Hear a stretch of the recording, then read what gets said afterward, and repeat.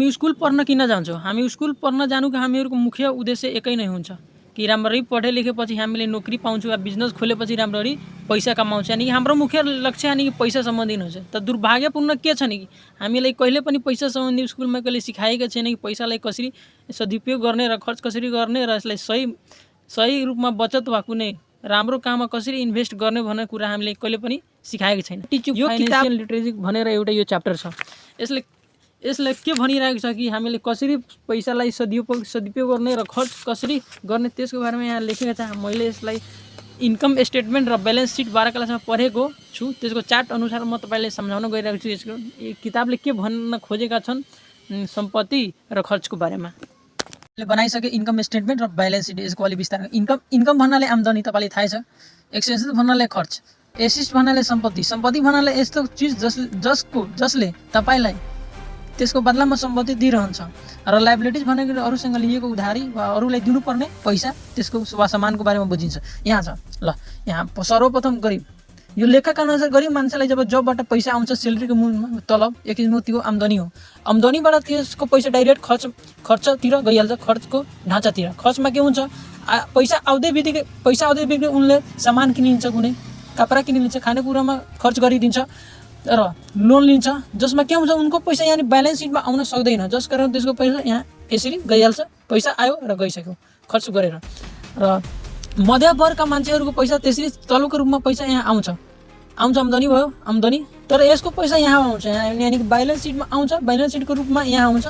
यहाँ भन्नाले लाइबिलिटिजमा आउँछ यानि उनको पैसा उनले किनेको मोबाइल जुन आइएमआईमा किन्छ, लोन लिन्छ ब्याङ्कबाट, त्यसको पैसा तिर्नु पर्यो। त्यसको ब्याजको रूपमा आम्दानी आयो, ब्याजको रूपमा यहाँ गइसक्यो। कार किन्यो ब्याज इन्सुरेन्सवाला त्यो आइएमआईमा त्यसको किस्ता फर्नुपर्छ, त्यसमा गएर उनको पैसा इन्कमबाट डाइरेक्टै आउँछ। यहाँ लाइबिलिटिज माने पैसा दिनु पर्यो, त्यसमा आइहाल्छ। तर धनिक मान्छेको पैसा धनिक मान्छेहरू के गर्छ नि उनीहरू सर्वप्रथम पैसा आउँछ। मानौ यहाँबाट पैसा आयो, यहाँ इन्कम आयो, आम्दानीमा आइसक्यो। आम्दानीबाट डाइरेक्टै उनी आफ्नो पैसालाई यहाँ सम्पत्तितिर लाउँछ। सम्पत्ति भन्नाले यहाँ रियल एस्टेटमा तपाईँ रियल एस्टेटमा पैसा लगाइदिन्छ र कुनै घर बनाइदिन्छ र त्यसलाई भाडामा दिइहाल्छ। कुनै घर बनाइन्छ बिल्डिङलाई भाडामा दिइहाल्छ, कसैलाई कर्ज दिइहाल्छ र सेयर मार्केटमा लगानी गरिदिन्छ र इन्भेस्टमेन्ट गरिदिन्छ। जसलाई के हुन्छ नि इन्भेस्टमेन्ट सेयर मार्केट र घर किरायामा दिँदाखेरि के हुन्छ उनीबाट महिनामा पैसा आइरहन्छ।